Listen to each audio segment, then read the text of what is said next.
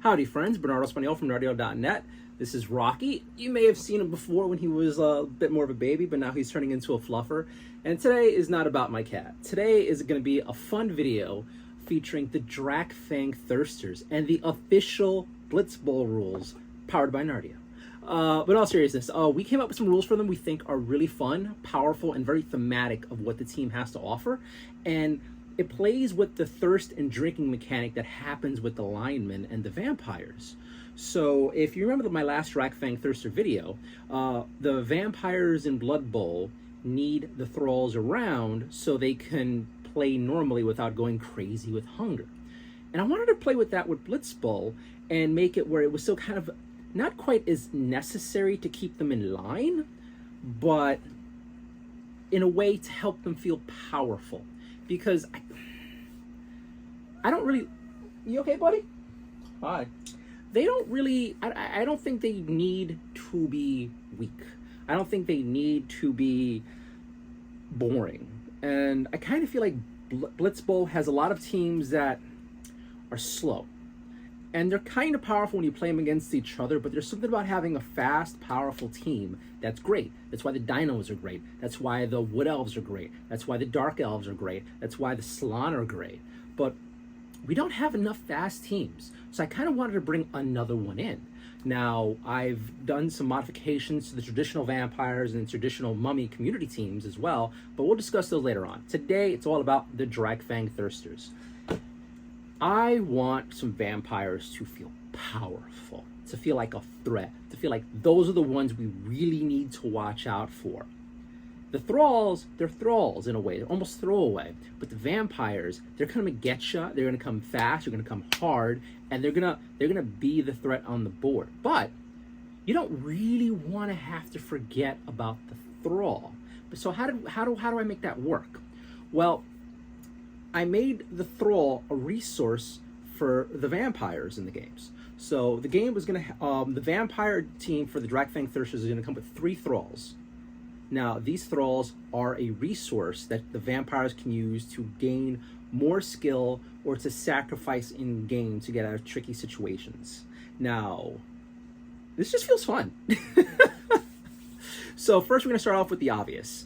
The thralls, the vampire thrower, the runner, all have handling skills. This is very powerful. This is gonna make shoves against the Drakfang Thirsters a lot less powerful when you push them into the ball because they could just pick it up, and that's great. And I feel like it's gonna give the thralls a bit more meat to them. I don't know, I kind of feel like I like the idea of a thrall being not only under the physical control of the vampires, but the mental control of the vampire. So I like the idea that they're hyper-focused when they're playing, even though they're being drained of their lifeblood, literally.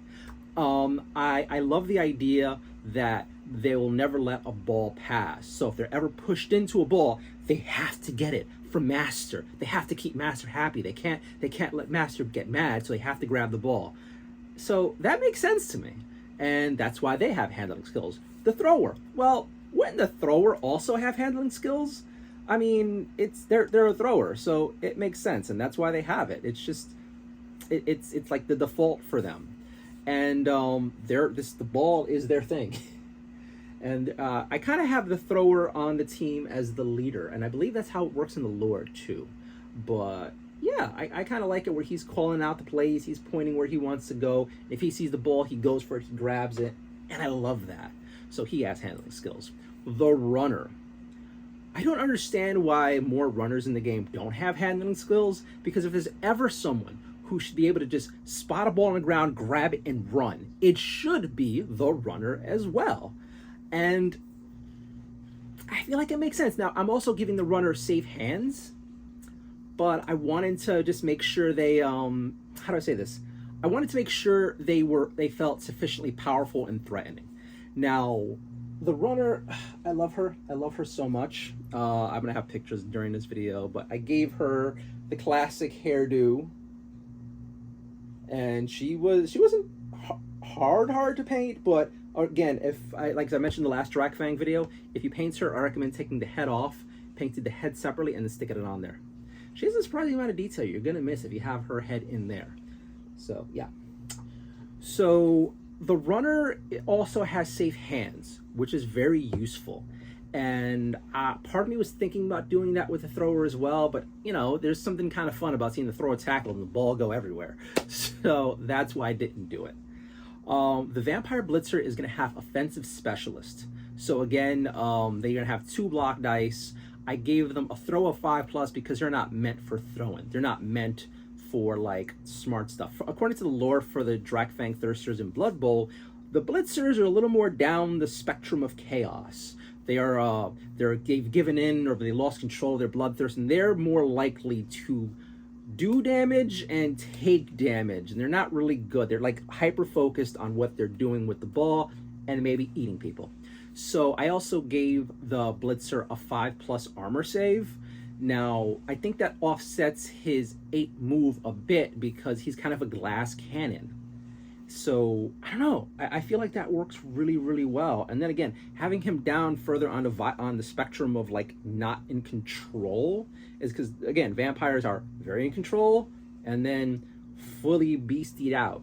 And the Blitzer is there. And I like the idea of him having. I almost wanted to give him a 6 armor save, but I don't know. It doesn't feel fun. It really doesn't feel fun. So I mean, I wish there was a bigger range, but 5+ felt right. The runner has a 3+ armor save. I kind of want the runner to be someone who's on the board. I know it's a powerful thing to have, but I kind of want the runner to be a persistent threat.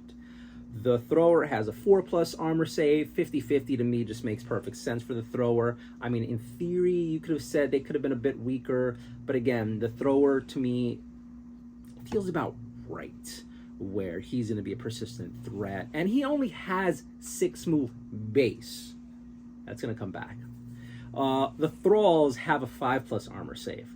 Now again, I feel like thematically 6 would have worked. I mean, these guys are being drained of blood, but I also feel like they're being pushed on by a natural devotion to their masters, to the people they find themselves enamored with. They came in wanting to play Blood Bowl / Blitz Bowl, but I think now they're under the mental control of the vampires, and they're gonna give it their all. Also, 6+ armor just doesn't feel right again. So, but the Thrall have a measly 5 move.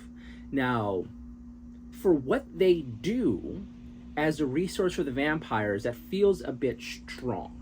Although compared to like baseline humans and a bunch of other players, it is weak.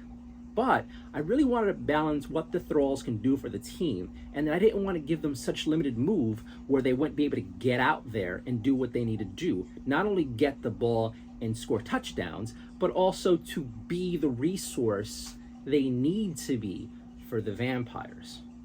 Now, let's get to that resource thing I keep talking about. The vampires can use the Thralls for special free actions, as you can see from the card on the screen. So I'm sure a bunch of you may have read ahead, but the Thralls are food. And they are just lackeys when it comes down to it. And I'm embracing that more than you've seen with the various forms of big guy, little guy teams. I really want the Thralls to be an active resource and a threat on the board. I like the idea of the whole team being a threat, but in various ways. Now the Thralls, you kind of want to just take out, especially midfield and then closer to the end of the board, because what the Thralls can do, let's start the first one off with Sacrifice. If a vampire is within one of a Thrall right next to the vampire, and the vampire is being knocked down or injured, the vampire can choose to swap spaces with the nearby Thrall, sacrificing the Thrall to that fate. So if this vampire was about to get knocked down and or thrown out, body swap, whoosh, all that fun stuff, and then the Thrall takes the pain. So there's that, and I think that's super powerful. At first I was gonna have it where the vampire was just gonna sacrifice the Thrall but not lose their place. And I was gonna have it where they can choose to swap with the Thrall. That felt a little too powerful because, I don't know, maybe to me, it's a risk reward sort of thing. Maybe the thrall is open and the vampire is marked, and being able to like always choose, well, I'm just gonna be, put this guy in between and then go, feels a little too powerful. It's situational. But it's also like vampire has the ball, but the thrall might be marked by a few more players, but is about to get knocked out. Well, what you can do is take the risk, let the thrall take the hit, and then the vampire can then deal with the leftover consequences of whoever the thrall was facing. And maybe that'll put you in a better situation, maybe it won't. But I kind of like the idea that you're forced to make this move, but you get to keep the ball. And this is insanely powerful. But it feels fun, and it feels right, and it's different. And then I feel like it's going to give opposing team pretty much the idea that I need to just take out everyone for the Drakfang Thirsters. I can't ignore these people, the thralls. I can't ignore this character, because the thralls can help the vampires. Do you want your vampires, these powerful beings, do you want them to be further assisted and get more powerful? Maybe, maybe not. It's the risk-reward sort of thing. So I feel like teams are going to get hyper-aggressive about just going after the vampires, keeping them literally off the board. But to help the vampires out, and I know, this kind of seems strong, they have an emergency reserve of 3. So when that third thrall gets sent back, well, next time it's a Drakfang Thirster's turn, one of them can come right back out. Because again, they're an active resource, and I want them to be on the board. But what if the thrall's further back and a vampire is also in the start of the starting area? Well, then there's energy drink. I love this. I should be holding a can of Rockstar. As I mentioned, I should be drinking a Rockstar right now. But anyway, I should be holding a can of Rockstar for that, because that's what the thralls have turned into. Here we go. If a vampire starts a turn one away from a thrall, or, this is super powerful, runs directly adjacent to the thrall, the vampire can choose to take a drink from that thrall. Well, what does that mean? When this happens, a vampire gains move. Drinking lightly, again, this is a free action they can perform while running or starting their turn. When this happens, drinking lightly gives the vampire 1 extra move, and the thrall is knocked down. Drinking deeply gives the vampire 3 extra move, and the thrall is injured and knocked out. It has to go back to the waiting area. I think that's hella powerful. And with the blitzer and the runner having 8 move, that is crazy good. And then add to that the thrower can go from a measly 6 move to an intimidating 9 move, depending if they want to drink deeply or not. So this could be that last minute push for the vampires to do. So basically the vampires are going to be a hyper powerful team, hopefully that can keep up with the Dinomen, hopefully that can keep up with the Slann, hopefully that can keep up with the Wood Elves, and hopefully can keep up with the other powerful teams we're creating here. The Drakfang Thirsters are the first in a series of community teams I am creating. Jazz and I have been playtesting that are going to be on the fast, powerful range. As much as I love the basic default teams like the, the Black Orcs, the Chaos team, to a lesser extent the Orcs and the Ogres, Jazz and I enjoy games that are faster. Jazz and I enjoy games where we're just able to get in, get out, and go. And the Drakfang Thirsters have great move, great tricks, and feel interactive. And it's going to keep the opponent on its toes. And it's been really fun playing with them and really fun playing against them. And they're a powerful team, and I think this is something that Blitz Bowl needs. And I really hope you like them. I'm excited to premiere them. We have some games coming up with them very soon.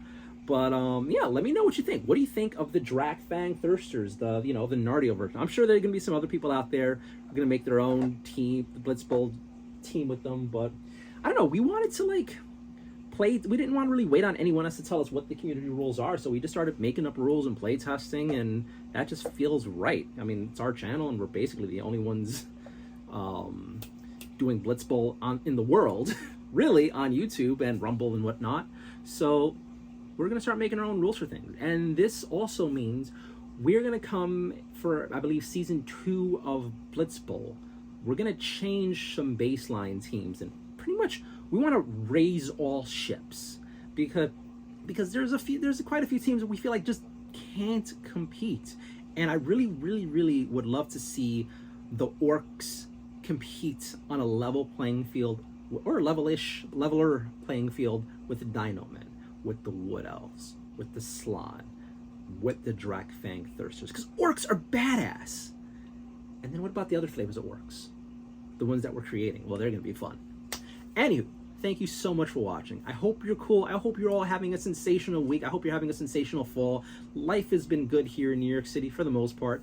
My cats are doing okay. I'm doing okay. Jazz is okay. And it's almost Halloween. We have some games coming out for you. We're recording some stuff. So yeah, I hope you stick around, like what you see. Like, subscribe, comment, ring that notification bell. And if you really like what we're doing, please support us on channel memberships or Patreon. That's it. Stay awesome. Bye.